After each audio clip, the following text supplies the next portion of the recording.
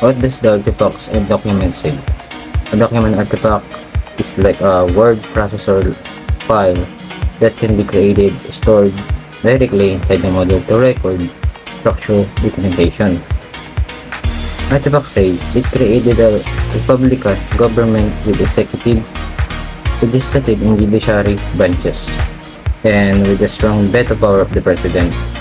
The 1931 Constitution served as fundamental law of the land from 1935 to 1972. And also, documents say that the 1935 Constitution, which featured a political system virtually identical to the American one, became operative.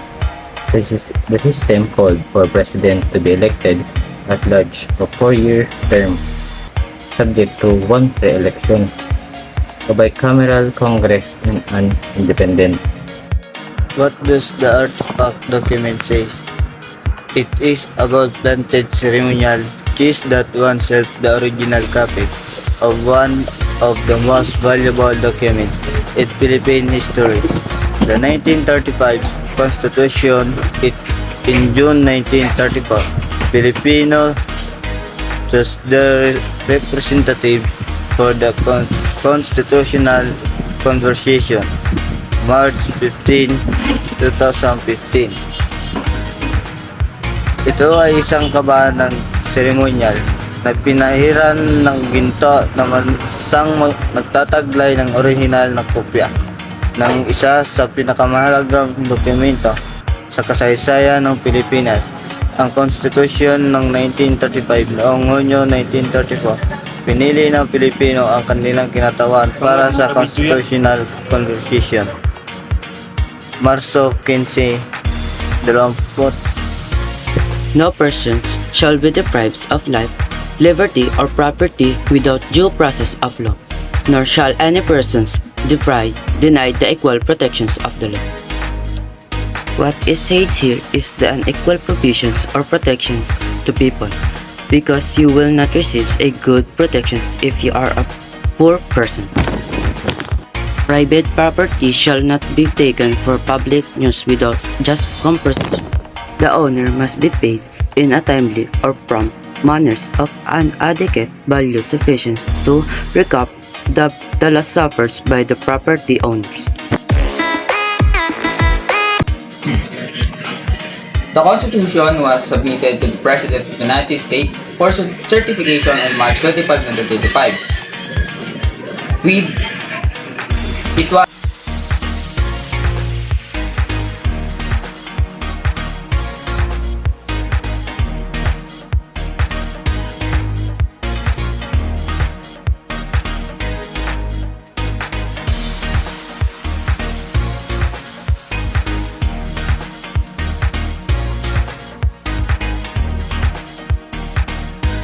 What was the provenance or source of documents artifact?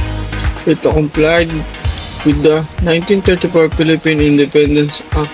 The 1935 conclusion was approved by the Filipino people in national referendum on May 14, 1935, and it went into effect on November 15, 1935. When the Commonwealth of the Philippines was established, the Filipino people, imploring the aid of divine providence in order to establish a government that should everybody their ideas, conserve and develop the patrimony of the nation, promote the general welfare and secure themselves and their posterity. The blessing of independence under the government of justice, liberty, and democracy. Do agree and promulgate this conclusion. Thank you. And I thank you. The 1935 Constitution provided the legal basis of the Commonwealth government, which was considered a transition government before the granting of the Philippine independence. With American-inspired constitution, the Philippine government would eventually pattern its government system after American government. The 1935 Constitution. Who authored it? Senator Claro M. Recto. That was the first national election held under the 1935 Charter drafted, approved on February 8, 1935 by the 202 members Constitutional Convention of 1934 chaired by Senator Claro M. Recto and ratified by the Filipinos in a nationwide plebiscite on May 4, 1935. Section 1, Article 18. The Commonwealth and the Republic of the 1935 Constitution stated the government established by this Constitution shall be known as the Commonwealth of the Philippines.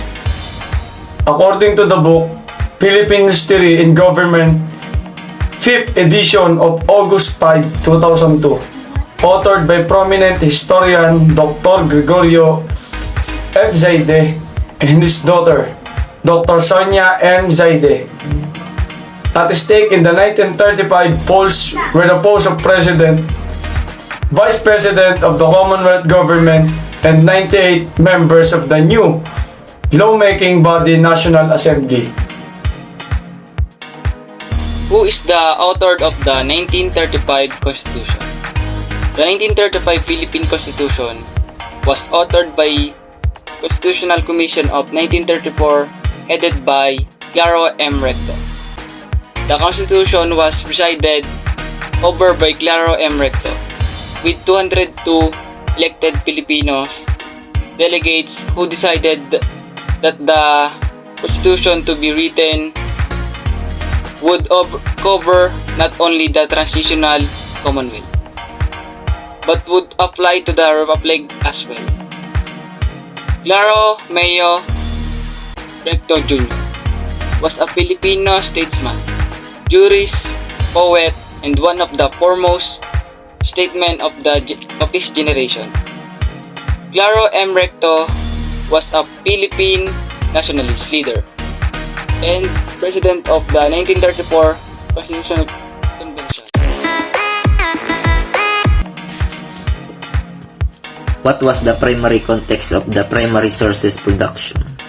The primary context of the primary sources production was about the national territory, that all territory ceded to the United States by the Treaty of Paris, concluded between the United States and Spain together with all the island embraces in the treaty and all territory over which the present government of the Philippine Island exercises jurisdiction.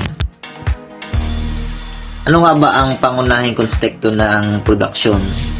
Ang pangunahing pinagmumulan, ito ay tungkol sa pambansang teritoryo na ibinigay na lahat ng teritoryo sa Estados Unidos sa pamamagitan ng kasunduan ng Paris at natapos sa pagitan ng Estados Unidos at Espanya, kasama ang lahat ng mga isla na niyakap sa kasunduan at lahat ng teritoryo kung saan ang kasalukuyan ang pamahalaan ng isla ng Pilipinas ay gumagamit ng jurisdiction.